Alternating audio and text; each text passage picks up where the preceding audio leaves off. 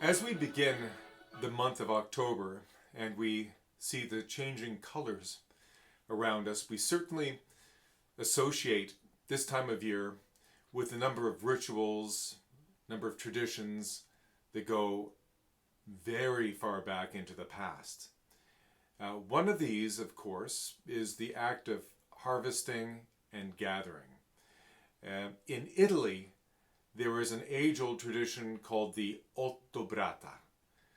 It is said that the name just comes from the Italian version of for the month of October, Ottobre. So Ottobre, Ottobrata. What is this tradition?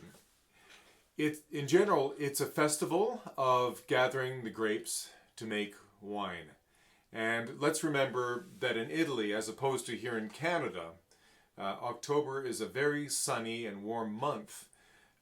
It has clear skies. In fact, if you were planning a visit to Italy, this month would be one of the best times to go.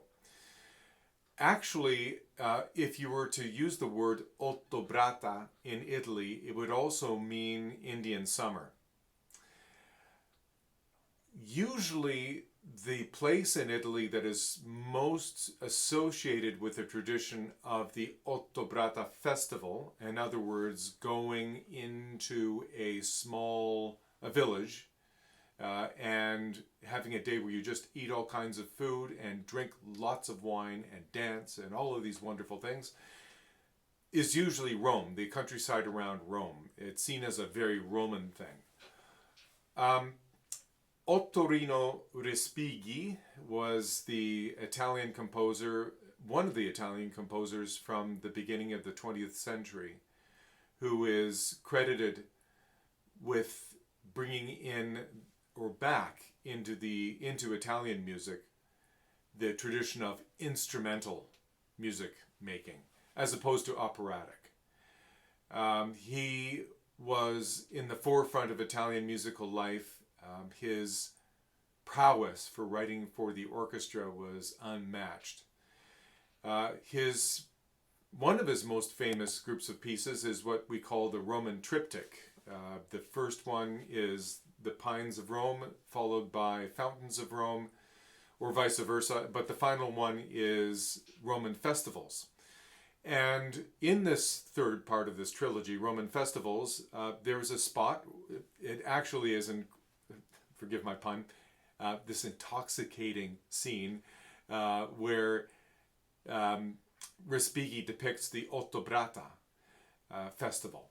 And so when you hear it, your heart begins to beat faster with this incessant ostinato rhythm. It's repeated by a percussion instrument known as a sonaliera, which is a bell collar that you would put on an animal that would be herded so that you could hear it coming and going and so that you're not driving your car into it. Anyhow, this bell collar is used in the orchestra with this incessant rhythm, along with two grand pianos within the orchestra. The wind section, the horn section, the strings, it starts quietly. But then the violins pick up the pace, playing fast passages in 16th notes. And then the entire orchestra grows in power and color. And it sounds like something right out of a film by Fellini. And finally, just like a ray of sunshine, the violins burst forth out of this texture with this most heartfelt, this most operatic, the most red-blooded slab of melody that just seems that it was destined not for them, but for Pavarotti to sing in his most larger-than-life performance.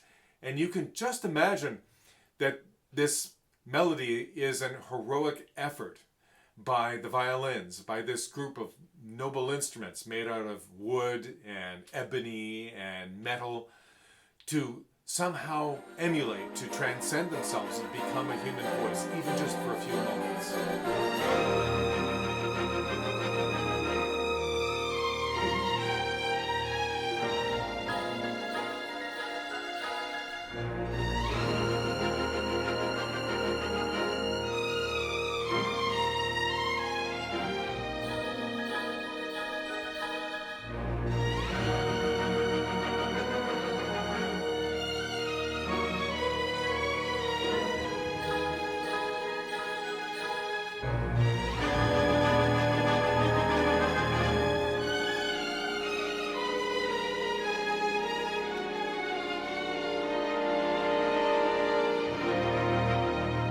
It's a moment of Italianness.